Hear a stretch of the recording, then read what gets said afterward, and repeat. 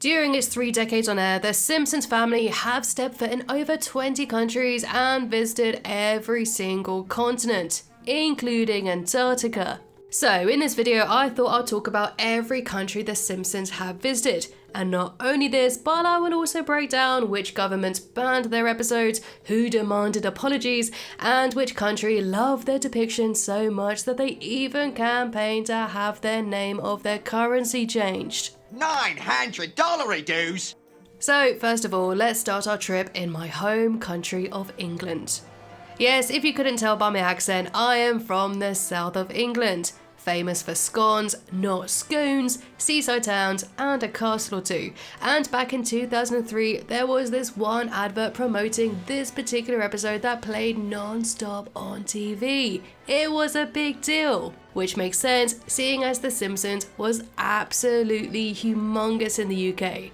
In the season 15 episode, The Regina Monologues, the family flew to London so Abe could reunite with his World War II fling called Edwina. And this episode had it all, a candy-fueled train-spotting parody, Homer crashing into the Queen because if you come to London you're sure to have tea with the Queen, duh, and the family also met the likes of J.K. Rowling, Sir Ian McKellen and former Prime Minister Tony Blair. Now Tony's cameo apparently required 8 months of negotiations, but only actually 15 minutes to record the thing. In fact, he only really agreed to appear if he could promote British tourism. There's so much to see here. Parliament, Stratford-on-Avon, the White Cliffs of Dover. And although he wants to give off a suave, sophisticated James Bond persona, Homer actually mistook him for Mr. Bean. I can't believe we met Mr. Bean! And although the BBC considered it as a clever PR move, Tony Blair was criticised by the public for appearing during the height of the war in Iraq. Overall, I feel that they did capture London pretty well, and Homer being caught in a roundabout was pretty hilarious. Weirdly, the only thing that really does trigger me about The Simpsons' representation of England is the big book of British smiles. That's enough! That's enough! Scotland. If The Simpsons were ever gonna go to Scotland, of course they would have to include old Nessie in the narrative. So in season 10's Monty Can't Buy Me Love, Homer helps Mr. Burns capture the Loch Ness Monster. And who was their third? Well, it had to be groundskeeper Willie, joining them on their expedition to his homeland. It would be one of the rare times we would see him descend upon the rolling mist of the Scottish Highlands for a truly heartwarming family reunion. So you're back, son? Aye. I suppose you'll be leaving soon. Aye. But it wasn't just a barrel of laughs. Mr. Burns' tireless pursuit of Nessie flooded the entire town, but luckily the locals did keep their cool composure. We've lost our homes and everything we hold dear. Aye. All in all, Scotland did come off pretty well in The Simpsons' representation of it. Crystal blue waters, historical castles, and of course the comfort of a handsome, handsome kilt. Can you believe I'm a size 4? Woo! Ireland. In season 20, Abe was inspired to take a trip to Ireland to have a drink in an Irish pub to relive his youth. But when he got there, he was disappointed to find that the town he knew called Dunkelderry had become a civilised and upscale town, where the locals were now sober and hardworking. What happened, Tom? Everyone got jobs, that's what happened. And even though the days of bar brawls and river dancing may be over, The Simpsons still managed to squeeze in a joke or two about authentic Irish drinks. I said an Irish drink! That's better. And the secret ingredients of Guinness. You mean all the ingredients, but you don't know the ratio. 50-50? Dicey, don't! Showrunner Al Jean wasn't too worried about the backlash, trusting the Irish's sense of humour. In fact, the episode was even promoted during Dublin's St. Patrick's Day parade. Shane Hegarty from the Irish Times wrote that the episode did go heavy on stereotypes, but even still, from an Irish perspective, it was a fascinating opportunity to see ourselves through the eyes of the greatest comedy series ever written. And fun fact, it was the first episode in 20 years that aired to audiences outside of the US first. Irish bookmaker Paddy Power even took bets on what would happen in the episode, like what Irish phrase Homer would use first and what Irish star would make a cameo appearance. Australia. So, to talk about the place down under, I thought it was best to ask my resident Aussie friend Phantom Strider to help me out and to talk about the classic Season 6 episode Bart vs. Australia. So take it away, Phantom Strider. G'day, Lydia. Yeah, the Simpsons were a major pain in the rears when they visited Australia. And not just because of Bart's outrageous bill for $900 dues. After making a mockery of the Dundridge family and squatters' crog, Bart was forced to make a public apology in the Australian Parliament. In the Simpsons' take on Australia, kangaroos roam the streets and koalas climb telephone poles. Apparently in The Simpsons, our Aussie MPs work away in pigsties and the Prime Minister day drinks naked in a reservoir. Aye, mate. What's a good word? Oh, okay, that one definitely doesn't happen. Though our PMs are known for smashing a good schooner of beer. I like how the locals apparently can't escape their convict roots either, and enjoy a good game of knifey spoony. That's not a knife, that's a spoon. All right, you win. Anyway, when Homer and Bart objected to a booting, it was taken as a grave insult to my country. The family and the entire US Embassy staff made a quick getaway from an angry mob, hurling beer cans at the helicopter. And as if mooning the entire country wasn't insulting enough, Bart introduced bullfrogs into the Australian ecosystem. This is probably a reference to cane toads, which were introduced to our country in 1935, and are a massive pest species to this day. They spread everywhere and just ate everything. Those frogs are eating all their crops! The reason why the writers went so heavy on the stereotypes is because they thought we Aussies could handle it. In the commentary for the episode, Josh Weinstein said that they thought everyone in Australia had a good sense of humour and that they would get the jokes. But apparently not all Aussies took kindly to their country being mocked. Some annoyed Australians sent writers complaint letters. The Newcastle Herald found the episode to be degrading and said it made Australians look like idiots. According to writer-producer Mike Rees, the Simpsons staff were even condemned in the Australian Parliament. But it's certainly not the worst a country has ever been depicted in the show. The Simpsons was built on stereotypes, and when the family visits a nation, viewers can expect everyone to be mocked. Besides, a lot of us Aussies like to laugh at ourselves. Most of us don't take ourselves too seriously. In fact, there was even a petition launched to change the national currency to dollary dues. Sadly, this didn't get very far.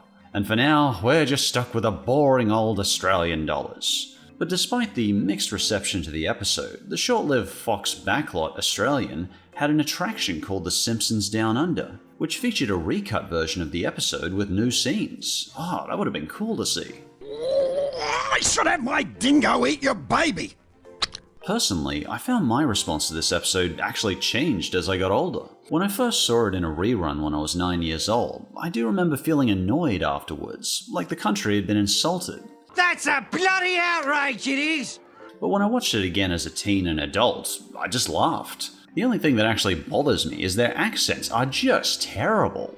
I mean, if I wanted to sound like an Aussie stereotype, I'd say, "The fixtures, mate, they're all draining clockwise." It's how I'd personally deliver that line if I was trying to sound like an Australian stereotype voice.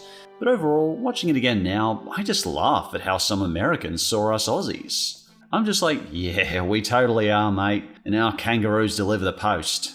And I've quoted the line, "I see you've played Knivey Spoony before," so many times. And the idea that my country's parliament would law that Bart has to be booted up the bum makes me chuckle to this day. Many of us are big Simpsons fans here in Australia, and overall, I get a good laugh out of this episode. And thanks for inviting me on the channel, Lydia. France.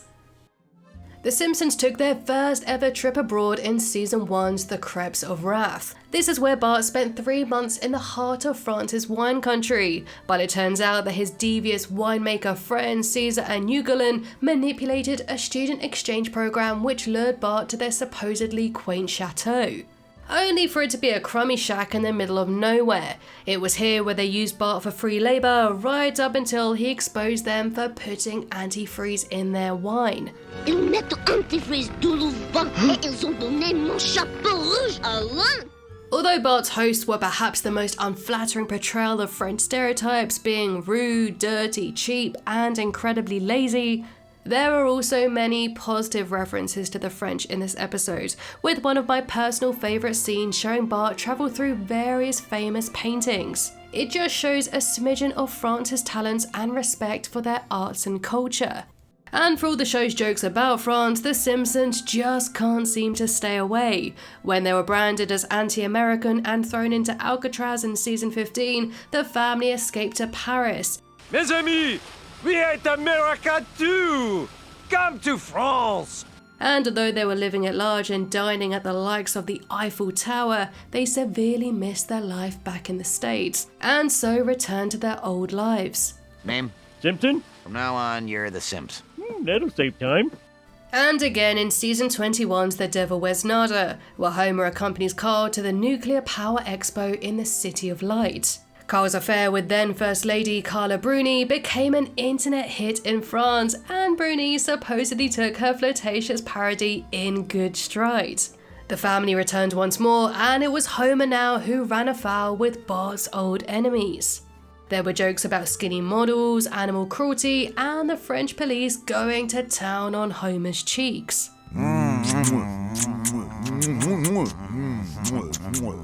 But the episode also showed Paris in a more positive light as its renowned nickname as the City of Love, with Homer and Marge taking a lovely moonlight stroll through the city streets. So at least it all ended on a good note. Mexico. Sombreros, tequila, and cockfights. It's the happiest place on earth, according to Krusty. Get ready for 2 weeks at the happiest place on earth, Tijuana! Unfortunately, despite journeying to Mexico 3 times, the Simpsons have never spent too long in the country.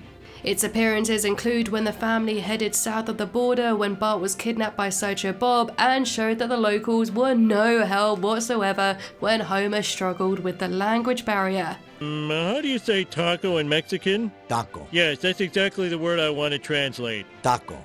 And in season 30, it revealed that Homer and Marge once joined a film crew in the 1980s in the Mexican desert when Krusty made his doomed epic, entitled The Sands of Space. India. When Apu was fired from the Quickie Mart for rampant hygiene violations, he embarked on a trip to India to ask for his job back, all the while with Homer Simpson in tow. Are we in India yet? No. Are we in India yet? No. Oh, wait. Now we are. So after clinging onto the outside of an overcrowded train and hiking up snow-capped mountains, the pair finally reached the Quickie Mart's head office. And after this exhausting trek, Homer wasted all of Apu's 3 questions for the CEO. Are you really the head of the Quickie Mart? Yes. Really? Yes. You? Yes.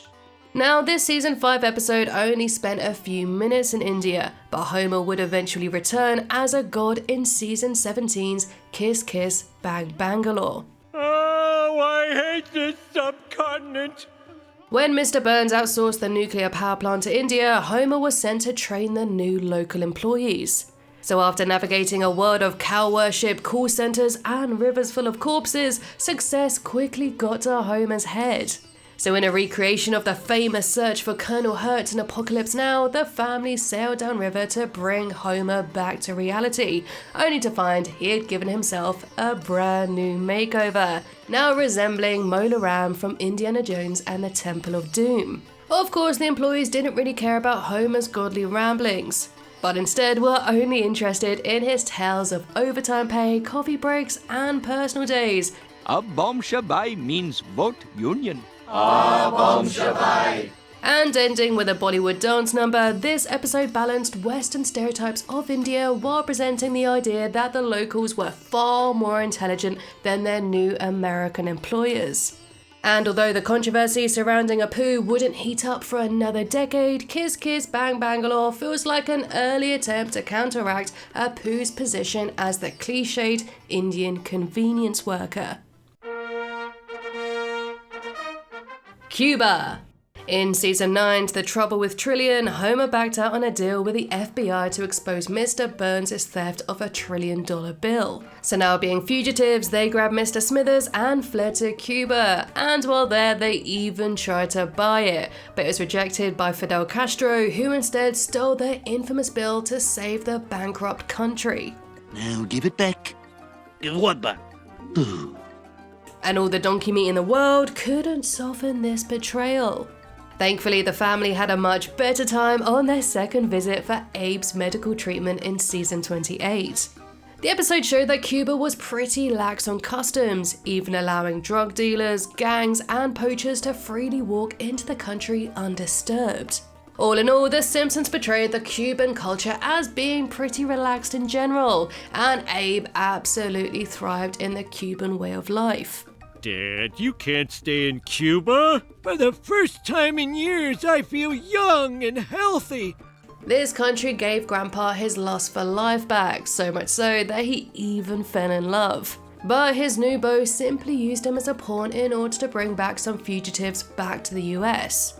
And so Abe was taken away from his paradise. Japan. You might find it interesting to know that the family's Japanese adventure was the first of their international vacations to be banned from airing. During season 10's 30 Minutes Over Tokyo, Bart watched Battling Seizure Robots, which was an anime that parodied a Pokemon episode that caused some children to suffer epileptic seizures. Meanwhile, the Hello Kitty factory was implied to burn real cats in making their products, and Homer even threw the Emperor of Japan into a bin of sumo thongs. Unsurprisingly, the Japanese didn't take too kindly to these references, so the episode never aired in Japan, nor China, Hong Kong, Taiwan, or even South Korea, although the latter did lift the ban in 2007. And it has to be said that this episode and presentation of Japan did end in an enjoyable and self-aware way, with an endearingly ridiculous cameo from Godzilla, which was a welcome reminder that this is The Simpsons, and not at all realistic. China.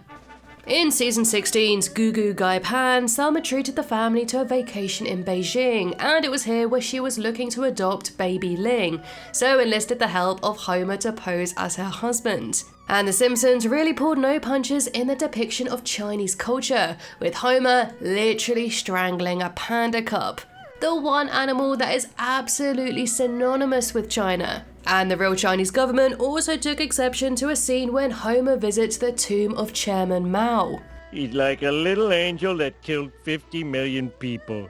Yes, you are. In fact, there are several jabs at Chinese censorship in this episode, which is ironic seeing as their recreation of the 1989 Tiananmen Square protest resulted in the actual episode being banned in China. Even now, it's unavailable to stream on Disney Plus in Hong Kong. Tanzania. The family won a trip to Tanzania by finding a golden giraffe in an old box of animal crackers in season 12 Simpsons Safari. The Simpsons are going to Africa! Yay!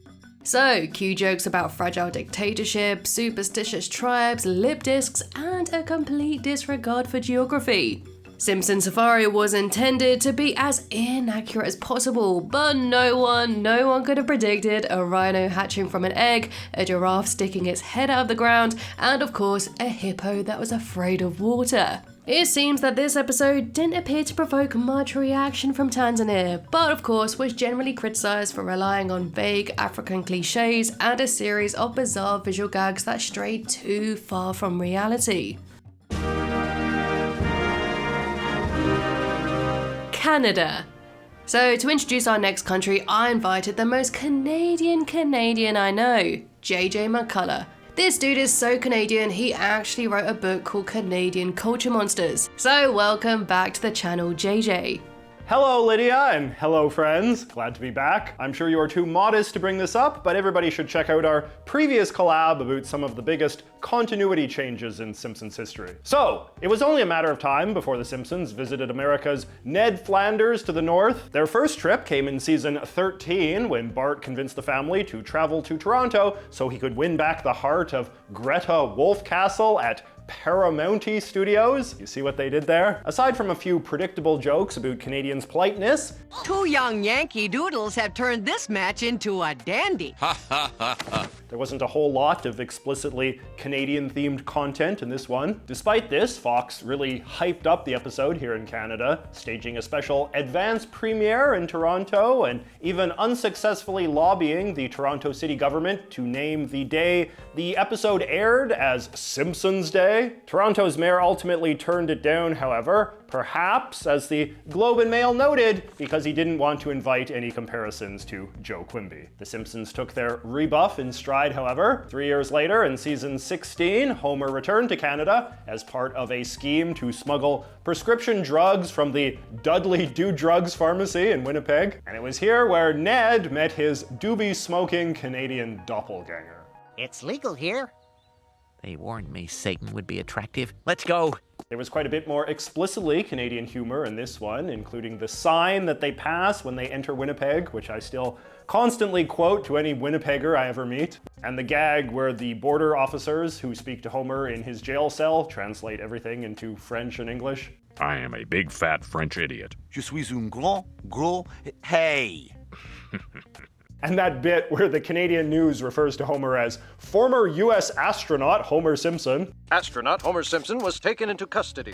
Oh, my butt looks so huge during perp walks. A lot of great gags in that one. The Simpsons then visited my own hometown of Vancouver in season 21. This episode aired in the winter of 2010, around the time that Vancouver was hosting the Winter Olympics, so this was quite a thrill for us as well. I remember being a little disappointed, however, that none of the places they visited in Vancouver were particularly recognizable. That made-up Olympic mascot that Bart creates will always have a special place in my heart, though. This episode is also notable for being one of the few to make reference to the Simpsons movie, with Homer's Vision Quest boob lady making a brief cameo. How can I ever thank you? Pay your bill! I couldn't hear that last thing you said. Goodbye forever. The Simpsons' last major Canada episode was fairly recent, season 30's Doe Canada, where Lisa winds up in Windsor, Ontario, after falling down Niagara Falls and becomes smitten with the country. This episode is by far the most in-depth treatment Canada has ever received from The Simpsons, and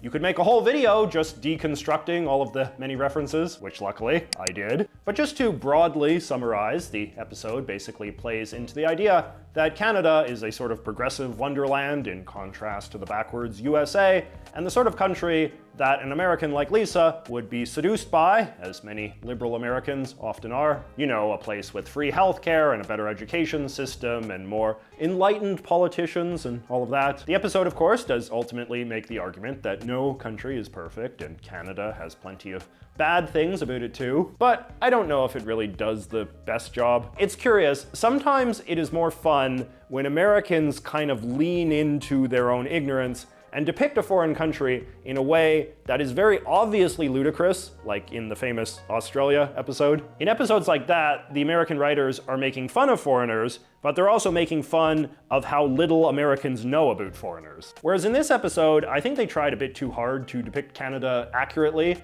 with only mild exaggerations of things that were always grounded in fact, which I think made many of the jokes far too gentle. I mean, come on, Simpsons. If we Canadians can handle a hockey puck to the face, I'm sure we can handle jokes tougher than just some light teasing about our obscure restaurant chains. Restaurant chains I never heard of. Anyway, back to you, Lydia.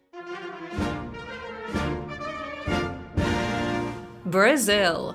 The Simpsons undoubtedly caused their biggest uproar with their trip to Brazil in season 13's Blame It on Lisa. Then it's settled. The Simpsons are going to Brazil! A story memorable for Homer's disappearing Speedo on Copacabana Beach and subsequent kidnapping. I'm afraid that this is a kidnapping. So that means I don't have to pay the fare. I suppose. But Brazil was outraged by the show's implication that Rio is a poor, crime-ridden city filled with monkeys and rat-infested slums. The country's reaction implied resentment towards the entire episode, from false cliches like conga lines to children's show teleboobies. Bert and Ernie left it to your imagination.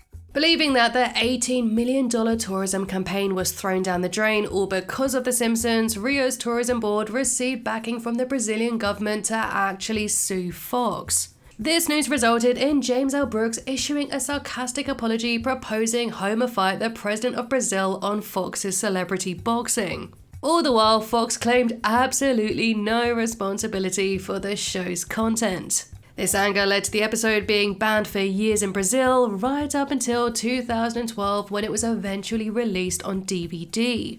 And despite this publicised backlash, The Simpsons would take another swipe at Brazil only 2 years later in the Regina monologues. Well, I'd like to return to Brazil, but I hear the monkey problem is even worse now. And they weren't done trashing Brazil just yet, because in season 18, Lisa branded Brazil as the most disgusting place she's ever been. This is the most disgusting place we've ever gone. What about Brazil? After Brazil? So perhaps realising that they'd been a bit too harsh in Brazil, the family finally returned when Homer refereed at the World Cup. And apart from constant bribery and Homer's tease of a truly terrifying fish, the only thing that keeps me from living here is that fish that swims up your pee stream. The Simpsons played it underwhelmingly safe on this occasion. Italy. First off, I just want to say that I love Italy. I love it so much that I even got married in Tuscany last year. Anyway, speaking of Tuscany, this region is precisely where Sideshow Bob ran off to start a new life in season 17's The Italian Bob, which is where the Simpsons were tasked to drive Mr. Burns' new sports car to Rome. They visited Pisa and Pompeii before a cheese-related incident that saw them stranded in Tuscany. And it's here where they found an unlikely saviour in Sideshow Bob, who had become the mayor of a small town in Tuscany after his huge tootsies made him the hero of the grape harvest. So, in a story that extended itself all the way to the Roman Colosseum, The Simpsons did go pretty easy on the Italians. When she kisses that jerk while I do all the work, that's him. Hey, knock it off! Scusi, not speak English. Israel. In the episode The Greatest Story Ever Told, the Simpsons family were invited to join the Springfield Bible study group to a trip to the Holy Land. And what sounds like a recipe for disaster didn't actually cause that much controversy. Rather than delve into the politics, this episode instead focused on Ned trying to redeem Homer in Jerusalem. So, led by Sacha Baron Cohen as a pushy tour guide, the group visited a few holy monuments, King David's tomb and the Wailing Wall. In fact, the only thing that people may have been offended by was the fact that Homer fell asleep in the Church of the Holy Sepulchre. This is the tomb of the most famous man who ever lived! Porky Pig? So, after getting lost in the desert and developing Jerusalem syndrome, Homer believed he was the Messiah. I am the Messiah! But you still have our passports, right? And aimed to unite the people of faiths through universal love for chicken. And even though the show did make quite a wise decision to focus on Homer's ignorance, it still didn't prevent it from being one of the show's lowest rated episodes. Iceland. When Carl stole their share of lottery winnings, Homer, Moe and Lenny followed him to his family home in Reykjavik. And I have to say that this season 24 episode is one of the most visually stunning in Simpsons history. The group travelled across atmospheric landscapes with lava fields, drank in the Blue Lagoon, and even little pixies emerged during the Aurora Borealis. Aurora Borealis! And although the episode focused on Carl's disgraced family history and the true meaning of friendship, the writers did also manage to get in a few digs about nosy Icelanders and their inedible food. No, anything but the inedible, repulsive food of my native land. With Homer also summing up the country in his typical blunt way. You've managed to survive on a crap hole island that looks like the moon and smells like rotten eggs. Denmark. Season 29's Throw Grandpa to the Dane is another episode tailored around Abe's need for medical care abroad. Also, have you noticed that the writers have repeatedly used these travel episodes to highlight how crummy the American healthcare system is? Despite poking fun at the Danes' love of fish smoking, carpentry, and cramped, overly efficient homes, the family quickly fell in love with Copenhagen. In fact, they even thought about staying there. Bart and Lisa are getting along. This country is calling to us. However, despite all of the country's pleasures and benefits over America, the Simpsons still miss their home and just couldn't get used to the 11 a.m. sunsets.